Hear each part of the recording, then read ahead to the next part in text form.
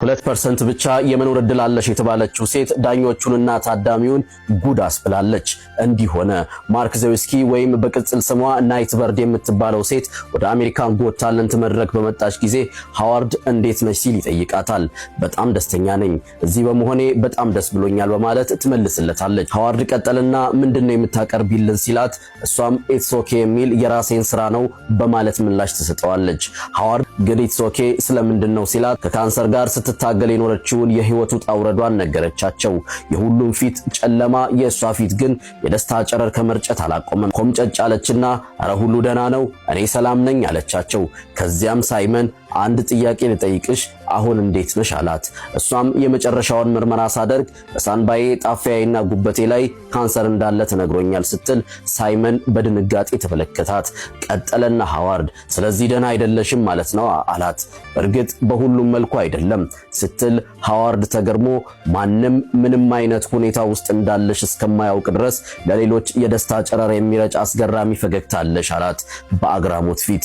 ናይት በርድ የህይወት ታሪኳን አሳማኝ በሆነ መልኩ በዜማ ካቀረበች በኋላ የዳኞች ውሳኔ የሚሰጥበት ሰዓት ደረሰ። ሁሉም ሳግ እየተናነቃቸው በስሜት የተሞሉ አዎንታዊ አስተያየቶችን ሰጡ። ተራው ሲደርስ ተጠባቂው ሳይመን ሌሎች ዳኞች በሰጡት አስተያየት ሙሉ በሙሉ እንደሚስማማ ገልጾ ተጨማሪ ስሜቱን እንዴት መግለጥ እንዳለበት ግራ ገብቶት እያመነታ ሳለ መሃል ላይ አቋርጣ በከፍተኛ ፈገግታ በመሞላት ደስተኛ ለመሆን ከወሰንክ ህይወት ከዚህ በፊት ከነበረው ክብደት ቀላል እስኪሆን መጠበቅ የለብህም የሚል አስተያየት ሰነዘረች። ያ ንግግር ብዙዎችን ያስገረመ ቢሆንም ሳይመንን ለሰከንዶች አፈዘዘው። ከፊቱ ያለውን ተጎንጭቶ ሳግና እንባውን አወራረደ። በመቀጠልም አስተያየቱን ሰነዘረ።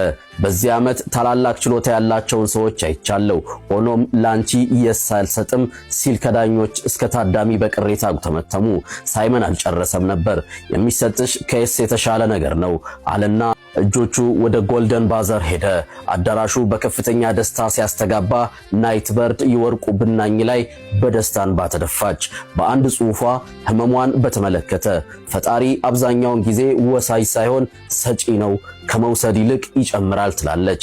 ጨለማዬን አልወሰደውም ግን ብርሃን ጨመረልኝ፣ ብቸኝነቴን አልወሰደውም ግን እርሱ ይበልጥ ቀረበኝ ትላለች። በህመሟ ተስፋ ይጨምራል እንጂ ተስፋ ቢስ አይደለችም። በመሆኑም በህመሜ ተስፋ የማደርገው የፈጣሪን ቅርበት በዚያ ስላወቅኩ ነው ትልም ነበር። በመጨረሻም እንዲህም ነበር ያለችው፣ ለመኖር 2% እድል ብቻ እንዳለኝ በሐኪሞች ተነግሮኛል። ነገር ግን 2% ማለት ዜሮ ማለት አይደለም። 2% ማለት የሆነ ነገር እንደሆነ ሰዎች ሁሉ እንዲያውቁ ፈልጋለሁ ትላለች። ዛሬን ለነገ እንኑር። መልካም ጊዜ። I have a 2% chance of survival, but 2% is not 0%. 2% is something, and I wish people knew how amazing it is.